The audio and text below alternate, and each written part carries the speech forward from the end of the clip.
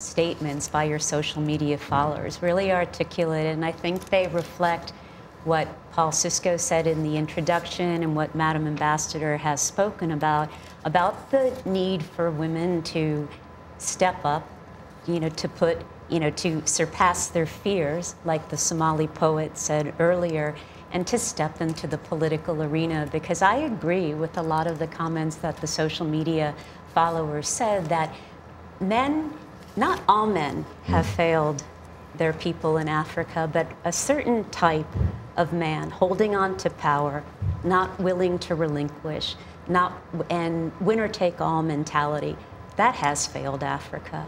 And women have not been part of that history. They come with fresh ideas. They come with more flexibility. So one of the things that I'm going to look at, that I'd like to discuss, is what are those barriers to political entry, and what do people like me, who are advocates on the outside, who have worked with President Sirleaf and also Dr. Joyce Banda, who was on your show earlier, what can people like us do? I also believe that the chauvinism and the cultural barriers are pretty deep, but also I believe that one of the greatest things that we can do as friends of Africa and Africans do for themselves is empower through education. Because an educated woman, a woman who is able to read, many women of certain generation are not, an empowered girl will make more deliberate choices, not just about herself, but about her commitment to community and country. What about some who might also say that perhaps there is also need for some sort of affirmative action, really? Do you know, I knew you were going to ask that question.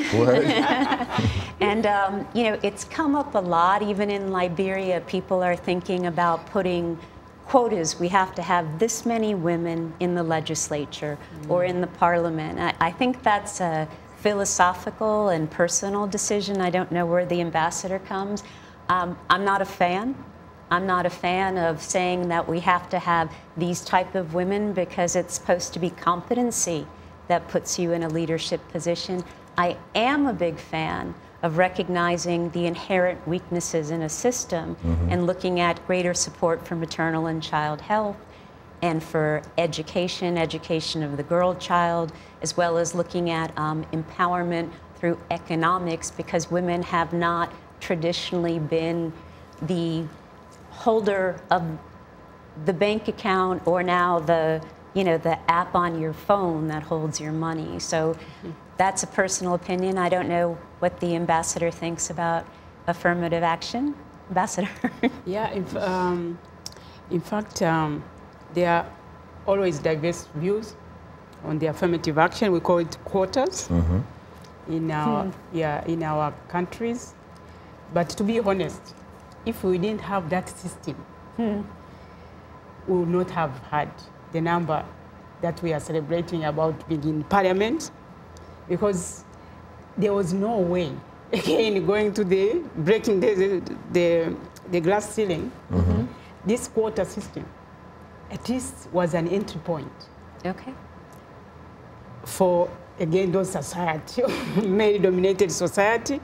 So when they introduced that quota system, it was meant to see, this could be a launching pad for those women, not to make it to be in that comfort zone, but at least once they put their feet in Parliament and see what it is, then we expected them now to go and vie for the seats, parliamentary seats in the constituencies. And this is, I think, also in Tanzania, we're trying to do away with the quotas. I mean, those who have been there they give them a specific period of time. If you have been there for one term, then the second term, then you say, no. You have either to go to the constituency or drop out.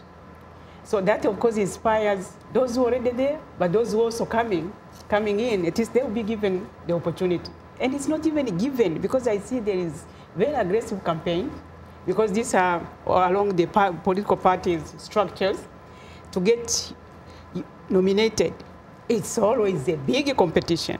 It's not that it's hand-picked. No, they have really to campaign to be able to show what do they bring, what value do they bring. And of course, again, unfortunately, it also required money, a lot of resources to reach out and be able to be elected or nominated to parliament. So for me, I say, in our situation, we wouldn't be where we are if we didn't have this so-called affirmative action. I know for the countries like the United States, with so many years of being a democratic country, maybe you don't need it. We also, in Africa, we have countries that have emerged from conflict, like in Liberia. I mean, how do you organize these women? So the best thing was to give them some seats so that they get in parliament, their voices are heard, but then don't be too comfortable. So for me, actually, I find sometimes it's an academic debate, but the reality on the ground that we cannot do with this. But my argument is that we don't have to make it a permanent phenomenon, but in this transition, we need this. What about